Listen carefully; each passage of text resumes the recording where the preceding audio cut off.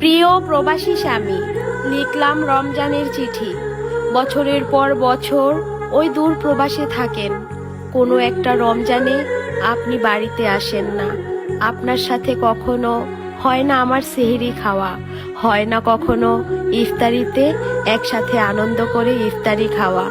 তবু আমার দুঃখ নেই, আপনি শুধু ওই দূর প্রবাসে ভালো থাকেন। আর একটা কথা, আপনার যদি অনেক বেশি কষ্ট হয় কাজ করে রোজা রাখতে, তাহলে আপনি রোজা থাকিয়েন না, শুধু নামাজ পড়িয়েন। আপনার রোজার জন্য আমি আল্লাহর কাছে মোনাজাতে বলবো, আমার রোজার ভাগ যেন আল্লাহ আপনাকে দিয়ে দেয়।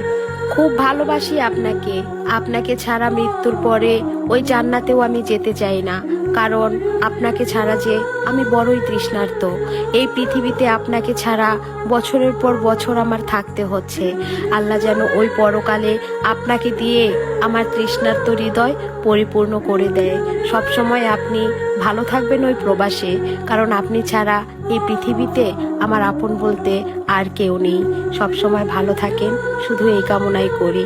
আমার জন্য দোয়া করিয়েন, আমি যেন আপনার একটা ভালো স্ত্রী হয়ে মরতে পারি।